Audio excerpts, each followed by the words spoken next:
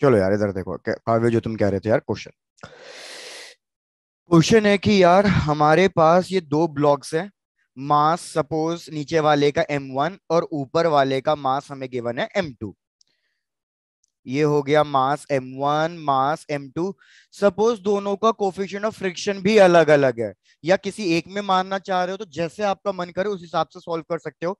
Suppose मैं मान रहा हूं कि नीचे कोफिशिएंट ऑफ फ्रिक्शन म्यू 1 है और इन दोनों ब्लॉक्स के बीच में कोफिशिएंट ऑफ फ्रिक्शन म्यू 2 है। मैंने फोर्स लगाया है नीचे वाले ब्लॉक पे।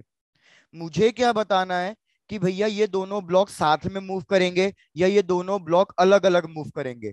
अगर ये दोनों ब्लॉक साथ में मूव करेंगे तो भी एक्सीलरेशन बतानी है, और अगर ये दोनों ब्लॉक अलग अलग मूव करेंगे तो भी मेरे को इसकी एक्सीलरेशन बतानी है, दोनों की इंडिविजुअल। पहले चेक करो क्वेश्चन क्लियर है यहां तक का। Yes sir. Yes done. Sir. भाई एक बार फिर भी क्वेश्चन रिपीट कर देता हूं। मैंने क्या कहा, दो ब्लॉक से दोनों पे फ्रिक्शन लग रहा है। मैं सिर्फ नीचे वाले ब्लॉक पे फोर्स लगा रहा हूं एफ। मुझे चेक करना है कि ये दोनों ब्लॉक साथ में मूव करेंगे। साथ में मूव करेंगे फिर तो एक कॉमन एक्सीलरेशन आएगी, इसको मैं एसी लिख देता हूं।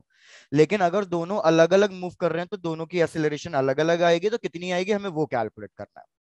तो यार सबसे पहले तो आपको समझ में आ जाना चाहिए फ्री बॉडी डायग्राम।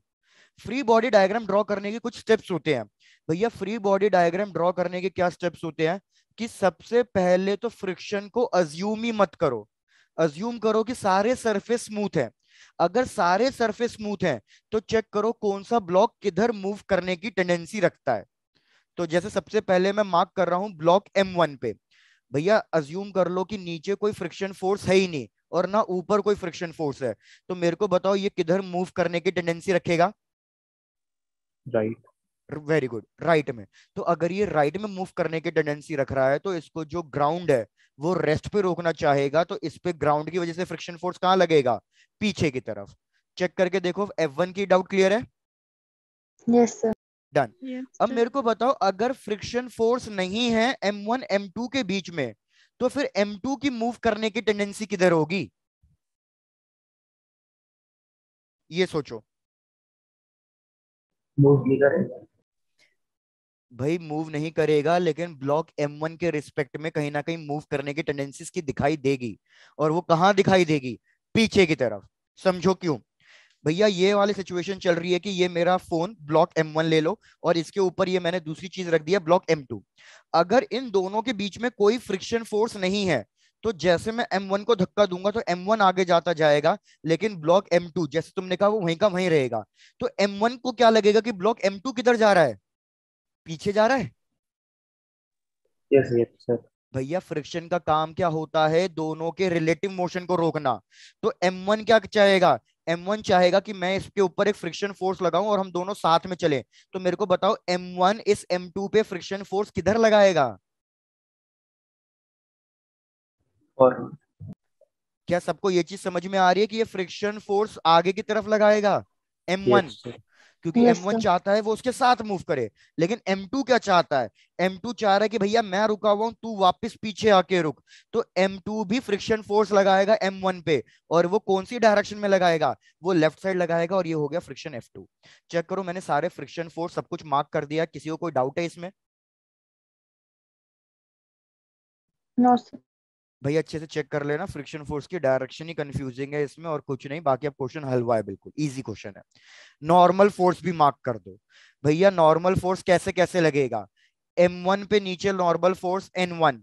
तो भैया क्या कहते हैं, सॉरी, नीचे इस पे फोर्स लगेगा M1G, और ग्राउंड इस पे नॉर्मल फोर्स लगाएगी ऊपर की तरफ N1। सिमिलरली भैया M1 M2 भी कांटेक्ट पे है, तो M2 पे ऊपर नॉर्मल फोर्स लगेगा N2, नीचे लगेगा M2G, और M2 इस पे फोर्स लग रहा है तो इधर लगेगा N2। एक बार फिर से सारे नॉर्मल फोर्स भी चेक करो यार, कुछ रिपीट करना है तो रिपीट करता हूं। सारे फोर्सेस मार्क कर चुका हूं मैं A to Z, अब कोई फोर्स नहीं बचा।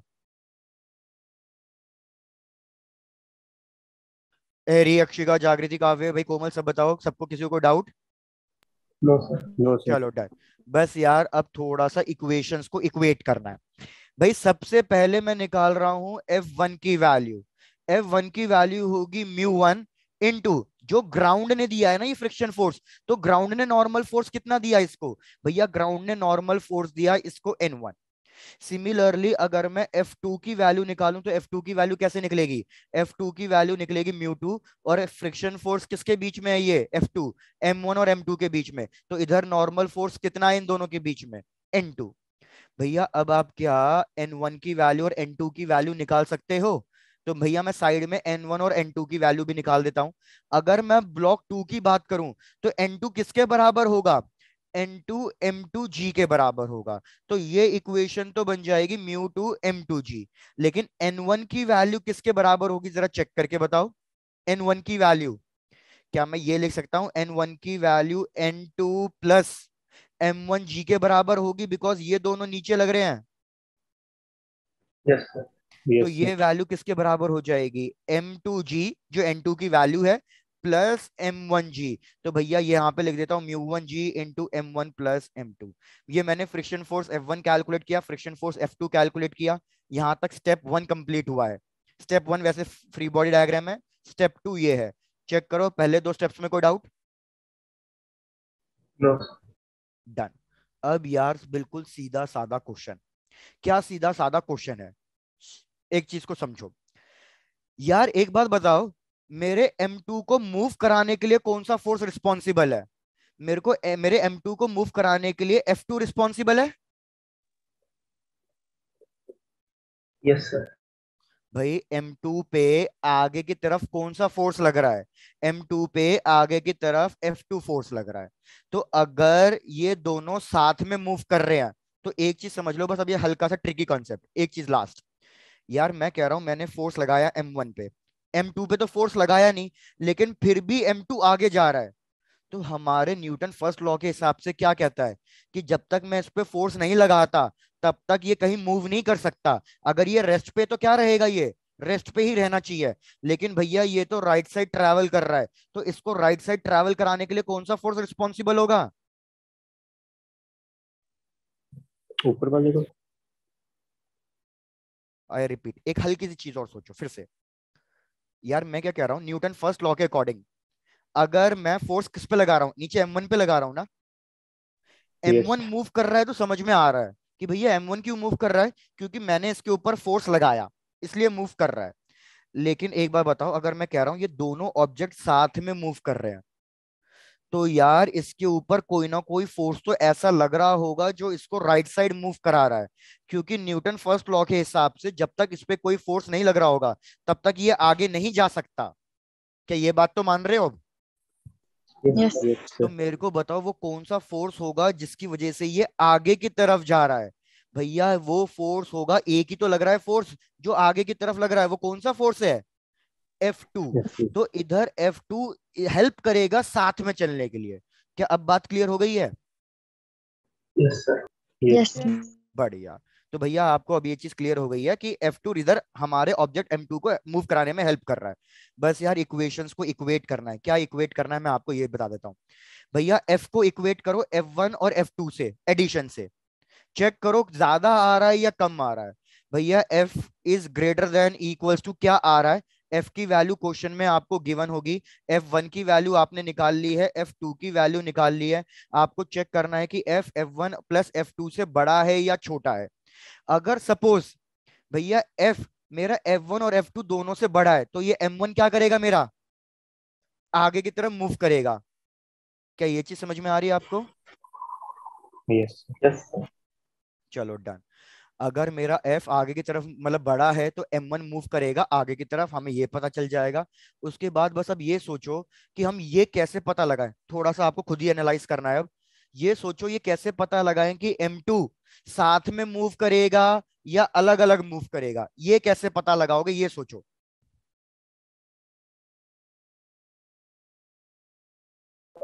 अगर F2 ज्यादा हुआ है। अगर हाँ हाँ बोलो बोलो। चलो देखो, अब मैं लास्ट स्टेप बता रहा हूँ, एक लास्ट चीज देख लेना। डन। आ जाओ, केस 1 लिख लो।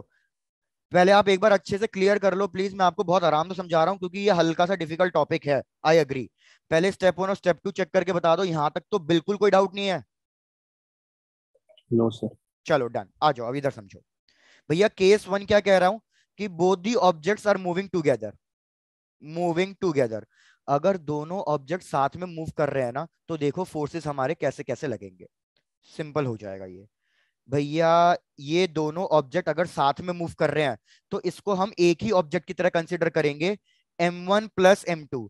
इस पे एक ही फोर्स लग रहा है F, और इस पे एक ही फोर्स लग रहा है F1। F2 कैंसल आउट हो जाएगा।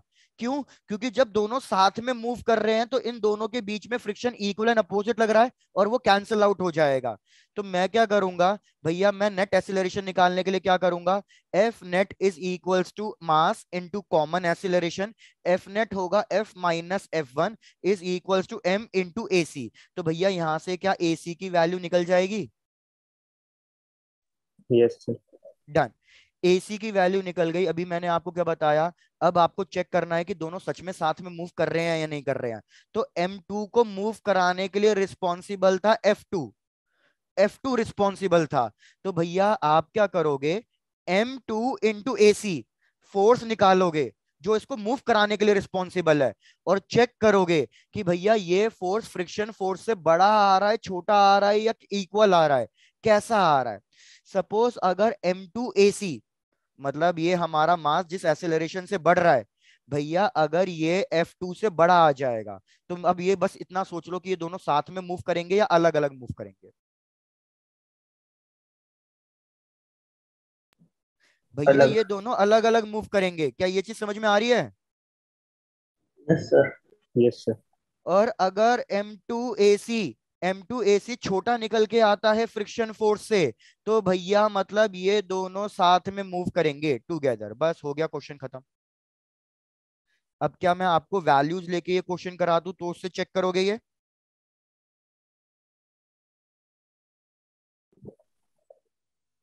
भैया वैल्यूज लेके क्वेश्चन सॉल्व करा दूं ये? सर लेस देन वाला बताना फिर से। ठीक है, डन। फिर से लेसन वाला बता रहा हूँ, सॉरी। ऐसा करो, आपको एक वैल्यू से बताता हूँ। सपोज सपोज अज्यूम कर लो कि मैंने है ना जो कॉमन एक्सीलरेशन निकाली वो कितनी आ रही है। भैया अज्यूम कर रहा हूँ, सोचना बस। 2 मीटर पर सेकेंड स्क्वायर। इसका मास कितना है ऊपर वाले का? इस ऊपर वाले का मास सपोज ले लो 3 kg। तो मेरे को बताओ कि भैया अगर मैं निकालूं M2AC वो कितना आएगा? एक चीज बताओ। 6। 6 न्यूटन आएगा। मतलब भैया इसके ऊपर 6 न्यूटन जितना फोर्स लगना चाहिए। जब इस पे 6 न्यूटन जितना फोर्स लगेगा, तो भैया ये हमारा इस कॉमन एक्सीलरेशन से मूव करेगा। क्या ये बात क्लियर है अब आपको? लेकिन मैं कह रहा हूं कि जो फ्रिक्शन फोर्स है, फ्रिक्शन फोर्स ही इसको मूव करा सकता है। फ्रिक्शन फोर्स ही अकेला ऐसा है जो इसको मूव करा सकता है। मैं कह रहा हूं फ्रिक्शन फोर्स सपोज 7 न्यूटन आ रहा है, लेकिन मेरे को इसको मूव कराने के लिए चाहिए 6 न्यूटन, और मैं इसको दे रहा हूं 7 न्यूटन। तो क्या भैया ये इस कॉमन एक्सीलरेशन से मूव कर पाएगा या नहीं कर पाएगा, ये बताओ।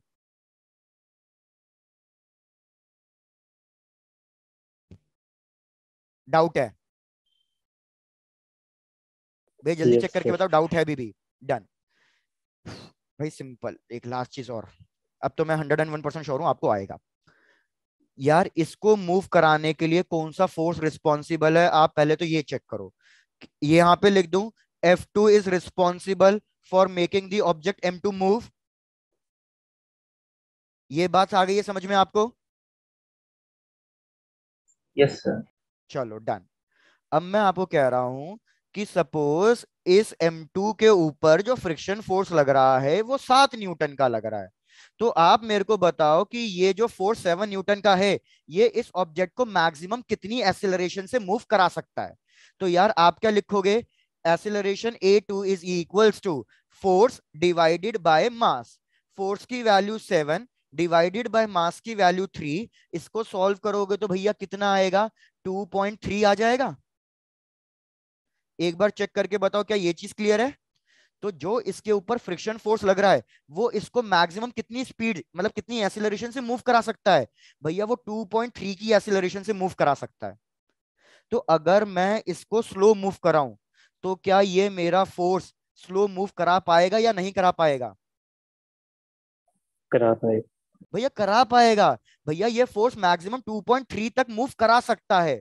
तो अगर मैं इसको स्लो मूव कराऊंगा तो ये मेरा 7 न्यूटन सफिशियंट है। तो मतलब 7 न्यूटन सफिशिएंट है, तो भैया ये सब साथ में ही मूव करेंगे। लेकिन सपोज मैं कह रहा हूं कि जो मैंने एसिलरेशन कैलकुलेट करी कॉमन एसिलरेशन, वो कॉमन एसिलरेशन 3 आ रही है, लेकिन भैया मेरा फोर्स तो मैक्सिमम कितनी एसिलरेशन से मूव करा सकता है इसको, 2.3 से। तो भैया ये 3 से मूव नहीं करा पाएगा, ये 3 से मूव नहीं करा पाएगा, तो उस केस में क्या हो जाएगा, मेरा फ्रिक्शन फोर्स कम पड़ जाएगा। तो भैया फिर उस केस में क्या होगा, फ्रिक्शन फोर्स कम पड़ गया, और फ्रिक्शन फोर्स इसको आगे मूव कराने के लिए रिस्पॉन्सिबल था, तो ये आगे मूव नहीं करेगा, ये पीछे ही रह जाएगा, और बस आगे वाला ऑब्जेक्ट आगे मूव कर जाएगा। क्या अब ये बात समझ में आ गई आपको? Yes. फ्रिक्शन फोर्स अपने आप को खुद एडजस्ट कर देगी या ऊपर वाला ब्लॉक आगे निकल जाएगा नीचे वाले से? फ्रिक्शन फोर्स अपने आप को एडजस्ट नहीं करेगा, फ्रिक्शन फोर्स की वैल्यू इधर फिक्स है। मेरे को ये वाला फोर्स निकालना होता है, और मेरे को चेक करना होता है कि ये वाला फोर्स, फ्रिक्शन फोर्स जो लग रहा है ब्लॉक पे, क्या ये उससे कम लग रहा है या ज्यादा लग रहा है। अगर फ्रिक्शन फोर्स ज्यादा लग रहा है तो याद रखो कि भैया वो हमेशा साथ में मूव करेंगे। लेकिन अगर फ्रिक्शन फोर्स छोटा पड़ गया तो भैया मतलब मैं उतना फोर्स उसको दे ही नहीं पा रहा जिससे वो साथ में मूव कर जाए, तो मतलब डेफिनेटली वो दोनों कैसे मूव करेंगे, अलग अलग मूव करेंगे। काव्य, क्या एक बार ये फिर से रिपीट करना है किसी एक एग्जांपल से, तो बता दो, मैं एक और एग्जांपल से रिपीट कर देता हूँ। सर जैसे फ्रिक्शन 7 है तो ऊपर वाले ब्लॉक की एक्सेलरेशन नीचे वाले से ज्यादा है, तो मतलब उनके बीच में रिलेटिव मोशन अभी भी होगा। बिल्कुल, तो उनके बीच में रिलेटिव मोशन हो जाएगा। और अगर क्वेश्चन मतलब ऐसा कुछ है नो स्लीपिंग वगैरह, तब इक्वल करेंगे उनको? अगर नो स्लिपिंग वगैरह करना है तो मतलब आपको ये कंडीशन प्रूव करके दिखानी है कि भैया हमारा जो फोर्स है वो फ्रिक्शन फोर्स से छोटा है, तो उस केस में कोई स्लिपिंग नहीं होगी, दोनों साथ में मूव करेंगे। सर लेकिन लेस देन में तो ऊपर वाले की एक्सेलरेशन ज्यादा है, चलो मतलब हो सकती है समझ गया ज्यादा। मैं आपका अभी भी क्या डाउट है, अभी भी आपका घूम फिर के वही डाउट है। एक और चीज समझ लो, इधर एक सिंपल क्वेश्चन से लेते हैं, आप है ना थोड़ा सा सोच के बता देना बस। सपोज इसका मास मैं बिल्कुल सिंपल ले रहा हूं 1 kg। मैं क्या कर रहा हूं, इस ऑब्जेक्ट को धक्का दे रहा हूं, ठीक है। मैं मैक्सिमम कितने फोर्स से धक्का दे सकता हूं, भैया मैं मैक्सिमम इसको सपोज 8 न्यूटन से धक्का दे सकता हूं। तो मेरे को बताओ ये मैक्सिमम कितनी एक्सीलरेशन से मूव कर सकता है, मैक्सिमम। 8। वेरी गुड, तो ये मैक्सिमम एक्सीलरेशन 8 से मूव कर सकता है, ये इसकी मैक्सिमम एक्सीलरेशन है, इससे ज्यादा स्पीड से मूव नहीं कर सकता। मेरे को ये भी बता दो इस केस में इसका ड्राइविंग फोर्स, मतलब कौन सा फोर्स है जो रिस्पॉन्सिबल है मूव कराने के लिए, ड्राइविंग फोर्स कौन है इधर, ड्राइविंग फोर्स एफ है इधर, यस सर। और उसकी वैल्यू कितनी है, 8 न्यूटन। अब मेरे को बताओ, सपोज सपोज मैं कह रहा हूं कि भैया इसकी एक्सीलरेशन मैंने कैलकुलेट करी और इसकी एक्सीलरेशन आ रही है 10। तो मुझे बताओ अगर इसकी एक्सीलरेशन 10 आ रही है तो मेरे को इस पे फोर्स कितना लगना चाहिए। तो आप कैलकुलेट करोगे मास इंटू एक्सीलरेशन, तो 1 इंटू 10, इस पे फोर्स कितना लगना चाहिए, 10। लेकिन इसको मूव कराने के लिए रिस्पॉन्सिबल फोर्स मैं कितना दे रहा हूं, 8। तो क्या भैया ये ऑब्जेक्ट मेरा मूव कर पाएगा या नहीं कर पाएगा, मतलब क्या मैं इसको इतनी एक्सीलरेशन से मूव करा सकता हूं या नहीं करा सकता, ये बताओ। No sir. तो मतलब मैं इसको इतनी एक्सेलरेशन से मूव नहीं करा सकता। तो काव्य इधर भी वही चल रहा है, अब समझो बात को। अब एग्जाम्पल क्या है, भाई मैंने कहा ये दोनों ऑब्जेक्ट हैं, अगर ये दोनों ऑब्जेक्ट साथ में मूव कर रहे हैं, अब सेम क्वेश्चन लेना, अगर ये दोनों ऑब्जेक्ट साथ में मूव कर रहे हैं तो भाई मैंने कहा ये साथ में तभी मूव कर सकते हैं जब दोनों की एक्सीलरेशन कितनी हो, भैया दोनों की 10 हो, मतलब इसकी एक्सीलरेशन भी 10 हो और नीचे वाले की एक्सीलरेशन भी कितनी हो, 10 हो। अगर दोनों की एक्सीलरेशन 10-10 होगी तभी ये दोनों साथ में मूव करेंगे। लेकिन इस ब्लॉक M2 को मूव कराने के लिए कौन सा फोर्स जिम्मेदार है, इसको मूव कराने के लिए एक F2 जिम्मेदार है। तो क्या करोगे आप, मास गिवन होगा आपको M2 का, सपोज M2 का मास जैसे हमने पिछले क्वेश्चन में लिया 1 ही लो, तो 1 इंटू कॉमन एक्सीलरेशन, भैया M2 पे फोर्स कितना लगना चाहिए था, 10 लगना चाहिए था। लेकिन मूव कराने के लिए कौन सा फोर्स रिस्पॉन्सिबल है, F2। भैया मैं कह रहा हूं F2 सिर्फ 8 न्यूटन लग रहा है, भैया साथ में मूव कराने के लिए रिस्पॉन्सिबल F2 है, लेकिन F2 की वैल्यू छोटी पड़ रही है, F2 की वैल्यू छोटी पड़ रही है, तो क्या ये साथ में मूव कर पाएंगे। No sir. तो बस यही चीज तो मैंने आपको कही। लेकिन अगर F2 की वैल्यू मैं कहता 12 न्यूटन, भैया मेरे को सिर्फ 10 चाहिए लेकिन प्रोवाइड हो रहा है मेरे पास 12, तो मतलब मेरे पास चलने के लिए जितना फोर्स चाहिए था उतना सफिशिएंट तो मेरे को मिल ही रहा है। तो इस केस में हम क्या करेंगे, इस केस में हम साथ में मूव करेंगे। आई होप काव्य अब आपको ये क्लियर हो गया होगा। सर लेकिन 12 से तो उसकी एक्सेलरेशन कॉमन से ज्यादा हो जाए। नहीं, अच्छा आप ये कहना चाह रहे हो, नहीं ज्यादा नहीं होगी। उस केस में क्या होगा, ये अपने आप को एडजस्ट कर लेगा। यस, आपका अब ये डाउट क्लियर है, वो अपने आप को इस हिसाब से एडजस्ट कर लेगा कि हाँ भैया हम साथ में ही मूव करेंगे। Okay sir. Done. कम नहीं पड़ना चाहिए, कम पड़ गया तो भैया वो पीछे रह जाएगा, फिर वो दोनों अलग अलग मूव करेंगे। हाँ अगर ज्यादा हो गया तो कोई दिक्कत नहीं है। Okay sir. डन। तो अब मैं ये बोल रहा था कि अब आपको ये स्टेप्स सारे क्लियर हैं, ये स्टेप्स लिख लो। अगर स्टेप्स क्लियर हैं तो एक न्यूमेरिक वैल्यू लेके सॉल्व करके देख लो कि आपको न्यूमेरिक वैल्यू से ये क्वेश्चन क्लियर होता है या नहीं होता है। Okay sir.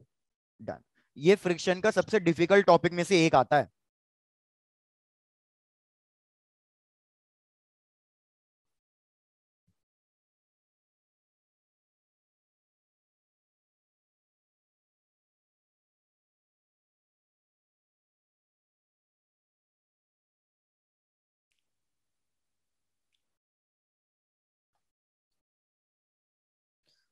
तो आप मेरे को 1 मिनट रुको, मैं आपको वैल्यूज के साथ क्वेश्चन देता हूं, आप उस क्वेश्चन को ट्राई करना। 1 मिनट, ये रहा क्वेश्चन, 1 सेकंड।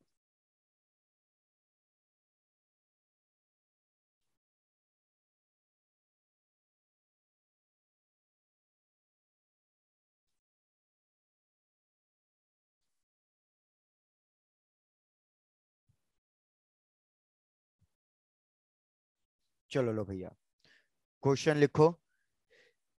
क्वेश्चन है कि हमारे पास ये ब्लॉक है, इसका मास हमें गिवन है 4 kg। साथ में मिलके कैलकुलेट कर लेंगे अगर कंफ्यूजन हो तो, बाकी एक बार आप खुद से ही ट्राई करना। और ऊपर वाला ब्लॉक है हमारे पास 2 kg का। भैया ये वाला कोफिशिएंट ऑफ फ्रिक्शन गिवन है जो ग्राउंड लगा रहा है, दैट इज 0.1। और ये वाला कोफिशिएंट ऑफ फ्रिक्शन गिवन है जो इन दोनों ब्लॉक्स के बीच में है, दैट इज 0.2। मैं इधर इस पे फोर्स लगा रहा हूं एफ, और मेरे को एफ की वैल्यू गिवन है भैया, F is equals to 12 newton. चलो, तो आपको ये बताना है कि दोनों साथ में मूव कर रहे हैं या नहीं कर रहे हैं। और अगर साथ में मूव कर रहे हैं तो कॉमन एसिलरेशन, अलग अलग मूव कर रहे हैं तो सेपरेट एसिलरेशन।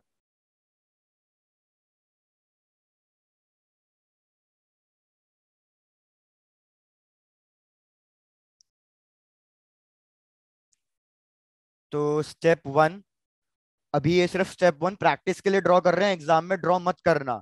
एग्जाम में आपको डायरेक्टली प्रैक्टिस से इतना आइडिया लग जाना चाहिए कौन कौन से फोर्सेस लग रहे हैं। तो मेरे को बताओ नीचे वाले ब्लॉक पे कौन कौन से फोर्सेस किधर किधर मार्क करूं। अभी किया था ये यस। भैया, राइट साइड लगेगा अप्लाइड फोर्स, पीछे की साइड दो फ्रिक्शन फोर्स लगेंगे, एक F1 जो ग्राउंड ने दिया और दूसरा कौन सा लगेगा, F2। ऊपर एक फोर्स लगेगा नॉर्मल 1, नीचे एक फोर्स लगेगा नॉर्मल 2, और नीचे एक फोर्स लगेगा M1G। सिमिलरली ब्लॉक M2 की बात करूंगा, तो ब्लॉक M2 पे कितने कितने फोर्सेस लगेंगे, एक फोर्स लगेगा N2, एक फोर्स लगेगा M2G, और एक फोर्स लगेगा हमारा आगे की तरफ F2। Step 1 complete. एक बार स्टेप 1 में चेक करो।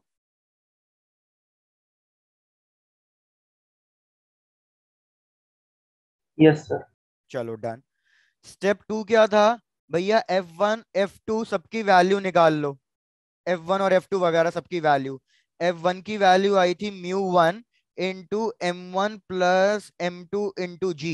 तो जरा बताओ मैक्सिमम फ्रिक्शन फोर्स नीचे वाले ब्लॉक पे कितना लग रहा है। सिमिलरली F2 की वैल्यू कैलकुलेट हुई थी μ2 M2G। जरा चेक करो दोनों की वैल्यूज को। μ1 इज 0.1, ये हो 604। जाएगा 6, तो 60। तो ये कितना आ रहा है, 6 न्यूटन। F2 की वैल्यू बताओ कितनी आ रही है, 0.2 इंटू M2 की वैल्यू 220, तो ये आ रहा है हमारे पास 4 न्यूटन।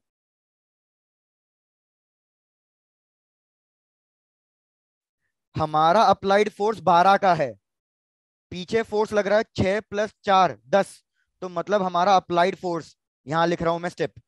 हमारा अप्लाइड फोर्स ग्रेटर है F1 प्लस F2 से, तो नीचे ब्लॉक तो मूव करेगा ही करेगा, ये नीचे ब्लॉक तो मूव करेगा ही करेगा। अब हम इसमें कंडीशन 1 लगाएंगे। हम अज्यूम कर रहे हैं कि ये दोनों ब्लॉक साथ में मूव कर रहे हैं, तो ये हो जाएगा टोटल 6 kg।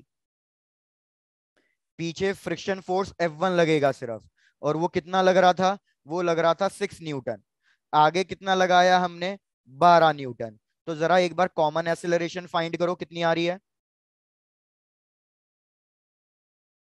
1।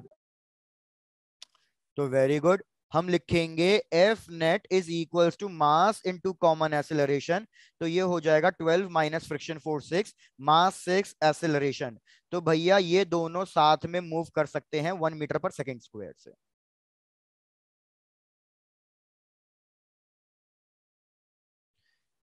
तो अब चेक करो ऊपर वाले ब्लॉक पे, ऊपर वाले ब्लॉक पे फोर्स कितना चाहिए उसको 1 मीटर पर सेकेंड स्क्वायर की स्पीड से मूव कराने के लिए। M2 into AC। M2 की वैल्यू 2 थी, AC की वैल्यू 1 है, तो कितना फोर्स चाहिए उसको साथ में मूव करने के लिए। 2 भैया न्यूटन। उसको चाहिए 2 न्यूटन, लेकिन हमने फ्रिक्शन फोर्स कितना प्रोवाइड किया। हमने F2 की वैल्यू चेक करो, F2 की वैल्यू कितनी आ रही है, 4 न्यूटन। तो आपने देखा कि M2 रिक्वायर्ड फोर्स, यहां लिख देता हूं, इतना फोर्स रिक्वायर्ड है, और इतना फोर्स हमें मिल रहा है प्रोवाइडेड, ताकि आपको थोड़े से ज्यादा टेक्निकल चीजें क्लियर हो जाएगी। इतना रिक्वायर्ड था, इतना प्रोवाइडेड था। तो भैया मेरे को जो रिक्वायरमेंट है वो भैया प्रोवाइडेड से कम है। तो भैया मतलब मेरी जो रिक्वायरमेंट है वो फुलफिल हुई है या नहीं हुई है। Yes sir. भैया यस हमारी रिक्वायरमेंट फुलफिल हुई है, तो ये दोनों साथ में मूव करेंगे या अलग अलग मूव करेंगे। साथ में। साथ में मूव करेंगे। आई होप ये क्लियर हो गया होगा। Yes sir. यस चलो सर। डन।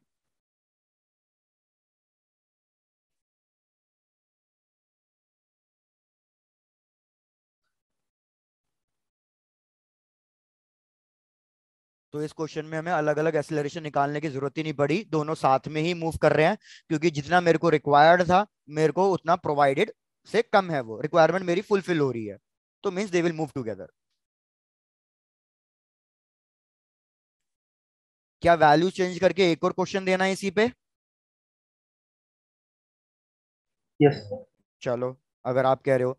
भैया क्वेश्चन ने सेम क्वेश्चन दिया है, एक्चुअल में इस क्वेश्चन के 3 पार्ट थे, मैंने एक ही पार्ट कराया। क्वेश्चन में 3 पार्ट क्या थे।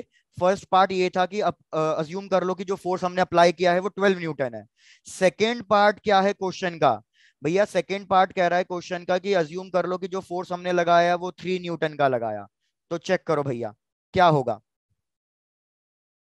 मास सेम है। हाँ सब कुछ वैल्यू सेम है, सारी वैल्यू सब कुछ सेम है, लेकिन अब जो मैं फोर्स अप्लाई कर रहा हूँ वो 12 की जगह 3 न्यूटन का कर रहा हूँ। हाँ 3 न्यूटन गिवन है, सिर्फ 3 न्यूटन का कर रहा हूँ। तो अब मेरे को बताना है अब ये दोनों साथ में मूव करेंगे या नहीं करेंगे, चेक करो। और भैया अगर साथ में मूव नहीं कर रहे हैं तो अलग अलग एक्सेलरेशन बताना दोनों की।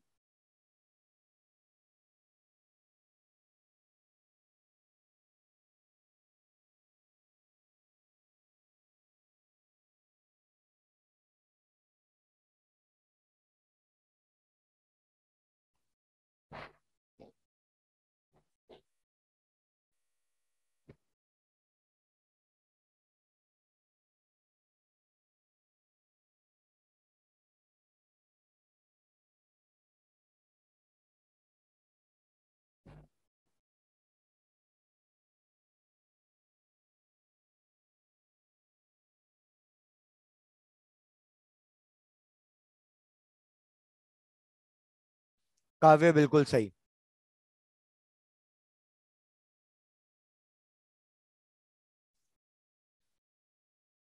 भैया जब हमें सेकेंड केस में गिवन है कि अप्लाइड फोर्स 3 न्यूटन है, लेकिन पीछे फ्रिक्शन फोर्स कितने लग रहे थे। भैया पीछे फ्रिक्शन फोर्स 4 न्यूटन और 6 न्यूटन लग रहा था। तो क्या अब की बार मेरा applied force F1 plus F2 से बड़ा है। अरे भैया ये बड़ा नहीं है। हमारा यहाँ पे 3 न्यूटन है और इन दोनों का कॉम्बिनेशन हमारे पास 10 न्यूटन आ रहा है। तो अब की बार जब हमारे पास ये दोनों का फोर्स छोटा आ रहा है तो ये क्या करेंगे भैया, ये दोनों तो सबके सब रेस्ट पे रहेंगे। क्या ये चीजें क्लियर हुई? सर इस केस में F1 की वैल्यू 3 एफ और वन की F2। वैल्यू चेक करनी है बस। अगर F1 की वैल्यू से कंपेयर करो तो हमारा अप्लाइड फोर्स F1 से भी छोटा आ रहा है। तो मतलब नीचे वाला ब्लॉक भी मूव नहीं करेगा और ऊपर वाला भी मूव नहीं करेगा। सर मैं बोल रहा हूँ इस केस में F1 की वैल्यू 3 होगी और F2 की 0। F2, हाँ बिल्कुल ये कह सकते हो कि इस केस में F1 की वैल्यू हमारे पास स्टैटिक फ्रिक्शन लगेगा क्योंकि ये मूव ही नहीं कर रहे हैं। तो अब की बार लिमिटिंग फ्रिक्शन नहीं स्टैटिक फ्रिक्शन लगेगा। तो नीचे वाले ब्लॉक पे कितना फ्रिक्शन फोर्स लगेगा? जितना आप प्रोवाइड कर रहे हो। कितना प्रोवाइड कर रहे हो? 3। ऊपर वाले ब्लॉक तो मूव ही नहीं कर रहे हैं तो उन दोनों के बीच में कितना लगेगा? 0 लगेगा। सही कह रहे हो ये भैया। क्या सबको सेकंड केस भी बिल्कुल क्लियर है? Yes sir. चलो डन, बढ़िया। तो मतलब आपको ये क्वेश्चन अब समझ में आ गए हैं कैसे सॉल्व करना है। Done done done. और बताओ, और किस किस टॉपिक पे डाउट है वो टॉपिक लेके चलता हूँ आपका। भैया आज मेरी शाम को भी क्लास है तो याद रखो शाम को तो थोड़ा सा पार्ट 2 वाला रिवीजन करना ही है। Mechanical properties of solids, thermodynamics, थोड़ा सा ऑसिलेशन वेव्स, ये सब चीजें प्रैक्टिस करेंगे।